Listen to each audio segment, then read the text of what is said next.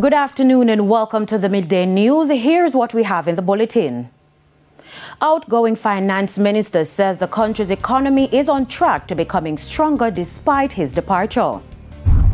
New crime chief assumes office effective today. And later in sports, 16-time winners Kingston College to begin Manning Cup pursuit in one of 8 games today. Thank you for joining us. I'm Kerry-Ann Simpson. Here are the details. Finance Minister Dr. Nigel Clark is assuring the country that Jamaica is on track to become a stronger economy over the next 10 years, despite his upcoming departure to the International Monetary Fund.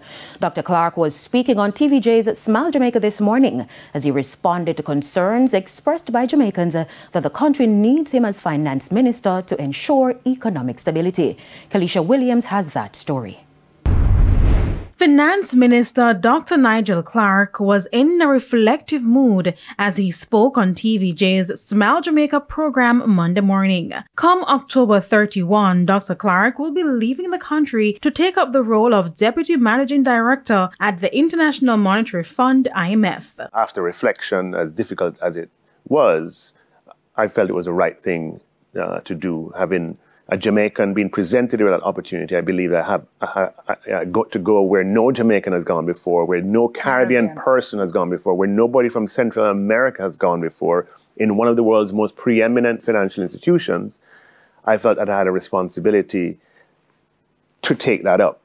But since the announcement of his departure, many Jamaicans have expressed concern that the country needs Dr. Clark more than the IMF needs him. In fact, many have been worried about the future of the economy without Clark. Jamaica today is in much stronger position than before, and it will get stronger.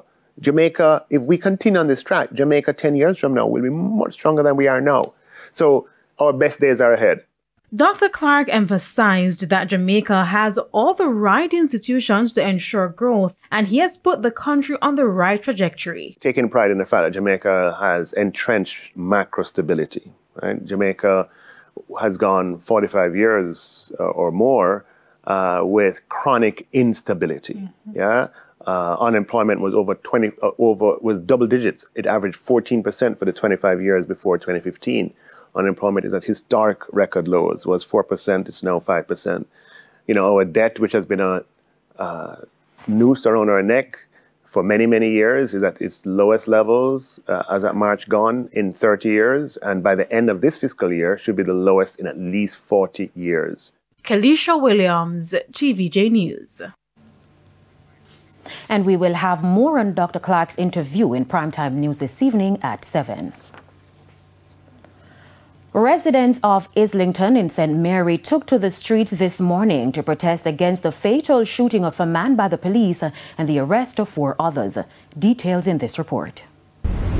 Information reaching our news center is that on Saturday, September 7, officers from the Operation Support Team were on patrol while traveling from Anoto Bay towards Port Maria, when upon reaching a section of the main road, a silver Toyota Axio motorcar was seen traveling in the opposite direction at high speed. It's understood that the police signaled the driver of the car to stop, but he disobeyed. It resulted in a police chase. The driver of the vehicle in question reportedly lost control of the car and crashed into a house along the road. It's alleged that the occupants of the car began shooting at the police, who returned fire. 3 of the men reportedly ran from the vehicle to the back of the house. TVJ News understands that 2 of the men escaped into nearby bushes, and another, 25-year-old Roshane Lovelace, was found suffering from gunshot wounds to his back and side. Lovelace, otherwise called Spooky of Islington St. Mary, was taken to the Anoto Bay Hospital where he was pronounced dead. 2 women who were found in the crashed vehicle were apprehended. They were reportedly unharmed. Further investigations by the St. Mary police later led to the arrest of another man. A 3rd suspect surrendered to the Islington police station and is in custody, but the residents are refuting the police's claims. We want justice for this youth because he's not a criminal. Our district where him come from is the only crime-free district in the whole Islington and perhaps St. Mary. That the police officer at the station do not have to come around here about no crime at all. Youth, a loving youth, loving youth. Believe me to God, Bala, a loving youth. To everybody, may I tell you. When you're wrong, you're wrong, and when you're right, you're right. You see me? And believe me, God Almighty, man. From Saturday in lock up and we can't know if them are going to charge them or what. And what them would have charge them for? Him saying don't run because he don't do anything. So where am I going to run for and go and not do anything? We want justice. In the meantime, Inspector in charge of the Islington Police Station, Karen Budan, urged the residents to allow the police to complete their investigation. Jamila Maitland, TVJ News. Effective today, Deputy Commissioner of Police Richard Stewart has assumed the responsibility for the crime and security portfolio in the Jamaica Constabulary Force. He replaces Deputy Commissioner Fitz Bailey, who retired after 4 decades of service to the JCF. National Security Minister Dr. Horace Chang says he looks forward to working with the new crime chief to continue to curtail crime. Mr. Stewart has been an outstanding senior officer. He is appointed Deputy Commissioner at a pretty young age, same time as current Commissioner Kevin Blake. He has demonstrated competence and, most importantly, effective leadership skills across all the formation which he have operated. His work in the South St. Andrew Division was particularly outstanding. It's one of the toughest, if not the toughest, division to police in the country, and he made major gains in terms of reducing extreme violence, that is homicides, in the area.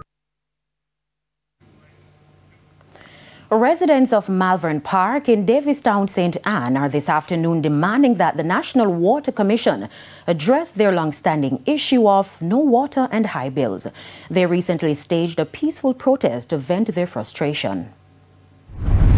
It's a case of deja vu for residents of Malvern Park housing scheme in St. Anne. They say they are dissatisfied with how they have been treated by the National Water Commission, NWC. They complain of high bills with little to no water in their pipes. Ian Keane is president of the Malvern Park Housing Scheme Citizen Association. We have been having this situation almost every year, but it has gotten now to a crisis level, I would say.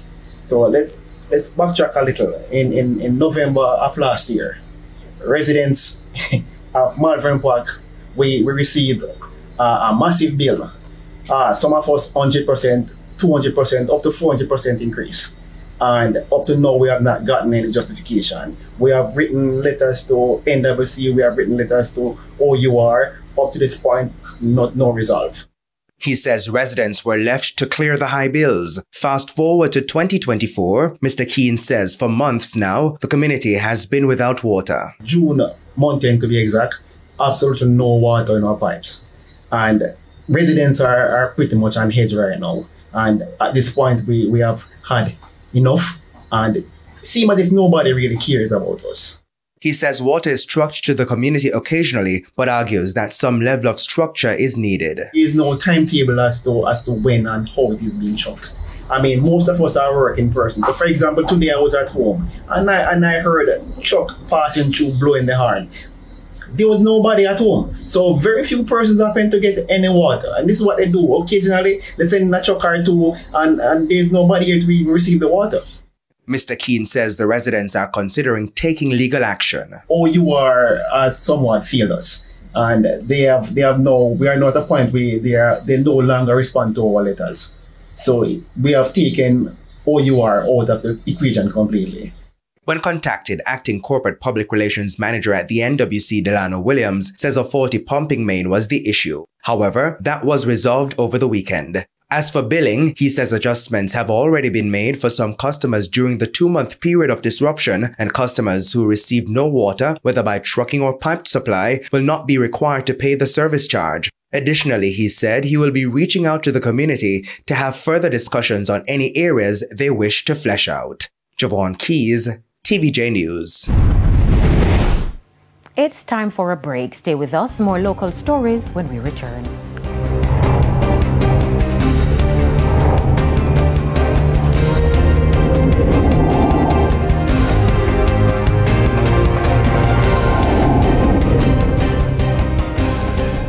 Welcome back to the Midday News. Education Minister Favour Williams says discussions are ongoing regarding the implementation of a rural school transportation system. Following a tour of the Yallas High School, Minister Williams said her ministry is working closely with the Transport Ministry. I know just recently we from the Ministry of Education and Youth would have sent him data, information about where children live, and, you know, just the whole logistics of it. As I said, early days in terms of the development of this strategy. Williams says she has met with the school administration of Yallas High and the Member of Parliament for Western St. Thomas. So overall, it has been a very good meeting. We've ironed out some of the misunderstandings that were here, and I am sure and I'm very confident in the go forward now for this school as it relates to their operations, the board, and the relationship between the board and the principal, the school, the Member of Parliament, and so forth. Transport Minister Darrell Vaz says the rural transportation service will be fully rolled out in 2025. Minister of Labour and Social Security Pernell Charles Jr. says a dedicated program may be needed to assist single mothers and vulnerable families in East Clarendon. The minister notes that months after the passage of Hurricane Beryl, many of them are yet to recover. After today, we'll again be selected to start a program where we will be selecting some of the single mothers who we see as more vulnerable, meaning the ones who really don't have the help. And we're going to be putting together a program to give you more consistent support. Because the one-off support is good, but I understand that if you are a single mother and you have no help, you need monthly support. He was speaking at the recent handing over of care packages in the constituency. Blink Sky Foundation has reached out to LASCO, and together with LASCO, they have gotten together 400 packages for the single mothers and families in Southeast Clarendon. They have provided in these packages more than $2 million worth of resources for you. As your Member of Parliament, I have added to what they have provided another $1 million. It's now time for the Business Minute. More money was processed at automated banking machines in 2023. The latest economic and social survey found that Jamaican dollar transactions increased by 6.3% compared with 2022. This amounted to $774.2 billion. Despite this, the number of total transactions was 53.8 million, 9% lower. As for point-of-sale terminals, both the volume and value of transactions increased by 31% and 15% respectively. The number of US dollar transactions, however, dipped by 13% relative to 2022. Further afield, Jamaica Stellantis is recalling more than 1.2 million Ram vehicles due to issues with their brake systems. According to the National Highway Traffic Safety Administration, the Ram 1500s have a software malfunction in their anti-locking brake system. The vehicles affected range from 2019 to 2024. Stellantis says it does not know of any injuries or accidents affected by the recall. Drivers can take their vehicles to a dealer to fix the issue for free. And that's it for the Business Minute. I am Kirk Wright. Time now for the top regional and international stories. In the region, the Suriname police have detained 3 foreign nationals in connection with a credit card fraud scheme. The third suspect was arrested recently following the earlier detention of 2 others aged 39 and 40. They're accused of skimming credit cards. Several victims have reported the crime. Following discussions with the Public Prosecution Service, the suspects have been remanded in custody while the fraud police continue their investigation. The authorities have not disclosed the suspects' nationalities, genders, or the total amount of money involved. On the international scene, residents in southeastern Kentucky are being advised to stay vigilant as police search for a man said to be armed and dangerous. The suspect, Joseph Couch, allegedly fired at 12 vehicles, wounding 5 people. Authorities suggest locking doors and monitoring security cameras, especially near I-75 exit 49. Local schools are advising students to stay home due to the ongoing search, which is complicated by rough terrain. And those were the top regional and international stories. I'm Nakinsky Robinson.